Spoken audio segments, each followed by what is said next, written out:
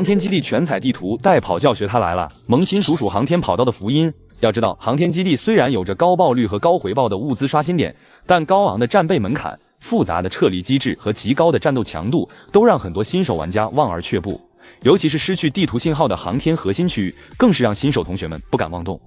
为了让新手同学更快地了解航天基地，本期视频就从地图解读开始入手，为大家一一讲解航天基地核心区的布局与常规的出游出锅点位，让各位跑刀摸油的同学不再迷失。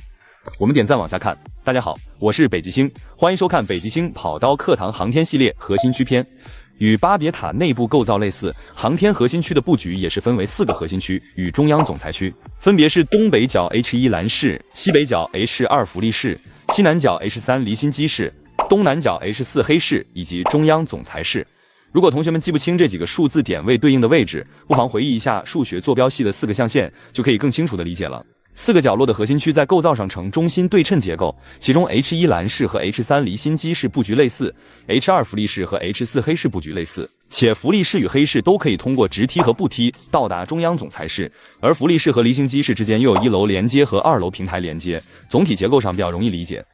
在正式跑图之前，北极星要和同学们再说一下核心区的2个拉闸点位，其中一个闸点在蓝室的下沉区，另一个闸点在离心的控制区。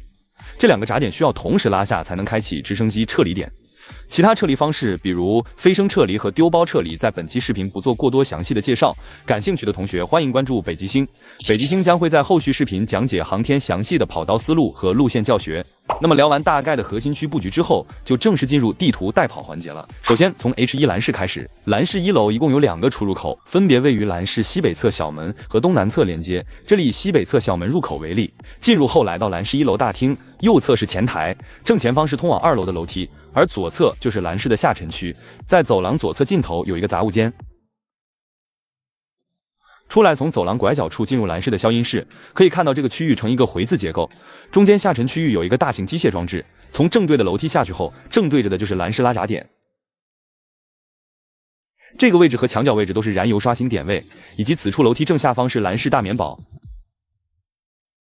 从楼梯上来之后有一个航空箱，围绕消音室绕一圈后，正前方就是我们刚进入消音室的入口，左侧则是另一处入口。出来之后就可以从东南侧出入口到达与黑室的1楼连接了。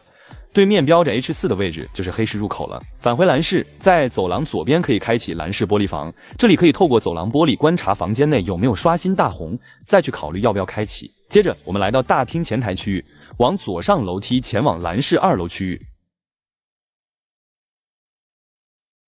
上楼之后转身就是蓝室2楼平台的出入口了，这个2楼平台可以通过前方 H4 系货台入口直接到达黑室1楼。返回蓝室之后，在2楼楼梯入口正对面是一间会议室，在会议桌上可能会刷新大红。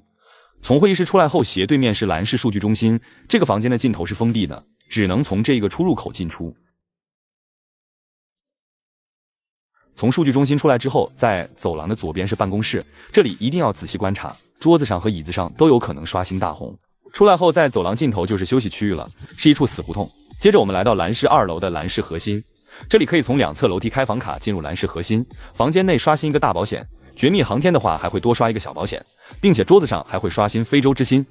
北极星这里建议大家从另一侧开门，防止出现另一侧门已经被打开的情况，浪费房卡点数。聊完了蓝室，我们继续聊一下与蓝室相连的 H4 黑室。我们站在黑室东南侧主门入口，可以观察到黑室的西侧是 H3 离心机室，右侧就是东区吊桥了。从大门进入之后，来到黑室1楼前台，这里布局和福利室非常类似，左侧位置也是通往2楼和4楼的步梯，右侧是进入1楼大厅的入口。我们先来左侧楼梯位置观察一下，这里楼梯对面可以到达1楼走廊，走廊的另一侧就是与刚刚聊到的1楼大厅入口相通的。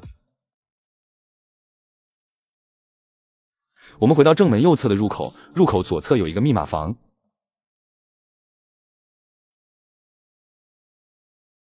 沿着走廊往前走，就是到达刚刚聊到的步梯入口的位置了，并且此处还有一个更衣室。从更衣室出来后，开门进入1楼大厅，可以发现大厅中央有一个与蓝室一样的大型机械装置，右边则是一个棚屋结构的杂物间，这里有一个航空箱可以搜，货架地上也会刷新一些小红小金和燃油，这里还会有一个小门与刚刚的走廊相连，可以到达前面说到的1楼前台区域。绕过棚屋杂货间，从角落的出入口出去后，可以看到左边就是此前说到的2楼平台卸货区的位置了，再往前就是到达了与 H1 蓝室相连的1楼连接了。我们回到大厅，在大型机械装置平台上会刷燃油。在机械装置正面就是个2扇半开闸门的出入口了。这个出入口出去之后，就是核心区的中心花园。回到黑市后，可以从楼梯平台上的爬梯上4楼总裁室，但是这里北极星不建议大家走这里上4楼，因为爬楼梯声音会非常大，容易被当成靶子。从楼梯下来后，来到机械装置后方，这里有一个小保险和一个航空箱，如果是绝密航天，还会多刷一个航空箱。接着，我们从楼梯前往黑市2楼区域。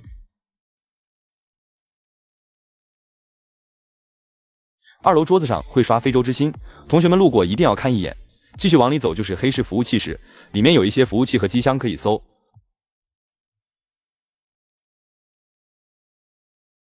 出来之后从楼梯继续往上就可以到达4楼总裁室了。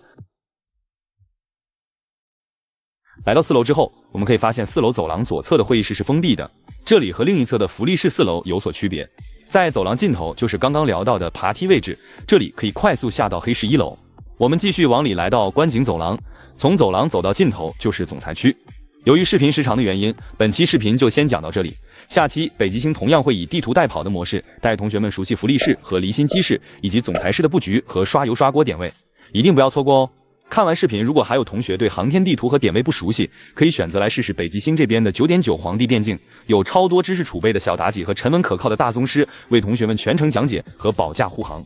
皇帝致力于给同学们带去帝王一般的享受。